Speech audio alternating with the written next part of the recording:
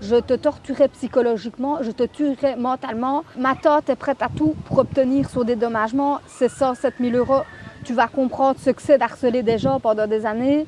Avant de l'avoir détruit, ne t'en fais pas, ma grande. Au lieu de ne rien foutre, lève-toi et va travailler, va dédommager tes victimes au lieu de te lamenter sur ta petite vie minable. T'es qu'une pute, une salope, une grosse dinde, t'es qu'un nain de jardin. Donc voilà, j'ai montré ça à la police. Il avait l'air de sous-entendre que c'était moi, quoi.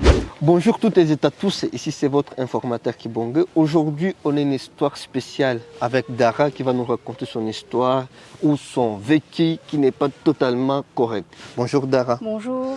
Merci de nous avoir fait confiance pour ton histoire. Mais avec plaisir. Je tiens à remercier Rachid Diofé. Déjà de me donner la parole ce jour. Ça me fait vraiment plaisir. Et je sais que m'exprimer, c'est à double tranchant parce que je sais qu'il y aura des personnes qui vont me juger, etc. Et qui sont forts dans la critique par rapport aux articles qui ont été publiés à mon encontre.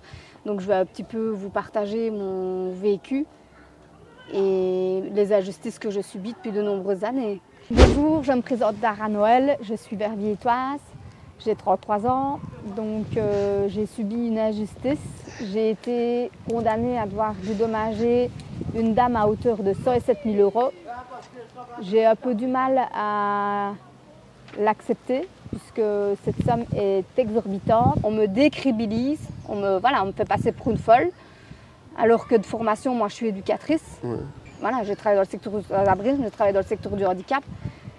Je suis toujours venue en aide aux personnes précaires. Moi-même, j'ai connu la rue, j'ai été sans-abri, puisque à 18 ans, comme je l'avais expliqué, on m'a laissée dans la nature.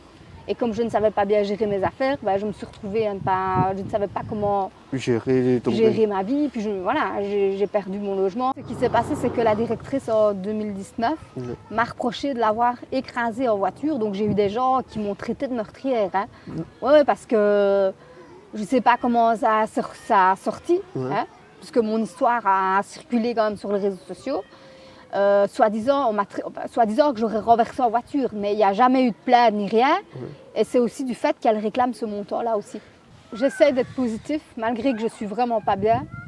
Pour moi, le monde, je ne dis pas qu'il y a des bonnes et des mauvaises personnes, mais je me dis qu'on a quand même beaucoup de chance d'être en Belgique, qu'on a quand même beaucoup de droits.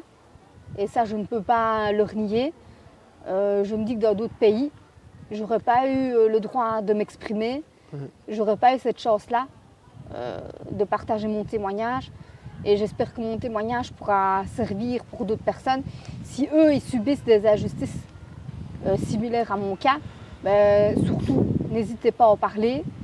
Et moi,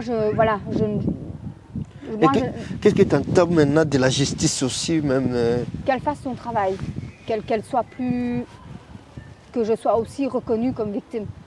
Parce que j'ai toujours été reconnue comme l'auteur des faits. J'aimerais bien aussi être reconnue comme victime pour qu'on puisse un peu me comprendre. Moi, ce que je recherche, ce n'est pas l'argent. Mon rêve, c'est de pouvoir aider les personnes qui sont en souffrance, de pouvoir aider les personnes. Moi, j'ai tellement vécu de la souffrance que j'ai envie de tout donner de moi-même pour aider les autres. Le harcèlement touche tout le monde, quoi. Tout public. Moi, ce que je voudrais aussi, c'est qu'on arrête de citer les origines, quels que soient les faits. J'aimerais bien que les médias, quand ils publient des articles, qu'on arrête de citer les origines.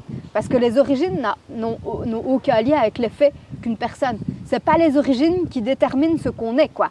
Et donc nous, ce qu'on voulait proposer, c'était de proposer une ligne gratuite où il y aurait des bénévoles qui pourraient écouter les personnes qui se sentent harcelées, où on allait proposer un accompagnement juridique, psychologique, psychosocial pour ces personnes-là.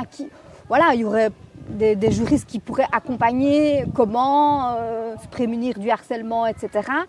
Donc, comme je vous avais cité, aller voir un huissier, aller voir un psychologue pour préparer la procédure. Et nous avons aussi le projet d'accompagner les auteurs aussi, que ce soit nous on veut accompagner les auteurs que les victimes. Et comme moi j'ai été auteur et victime, je voudrais pouvoir... Et aider les autres. Parce que déjà, vous êtes éducatrice. Je suis éducatrice de formation. Donc j'avais entrepris un bachelier pour devenir assistante sociale. Mais comme j'ai été incarcérée à la prison de Lantin, je n'ai pas pu poursuivre mes études.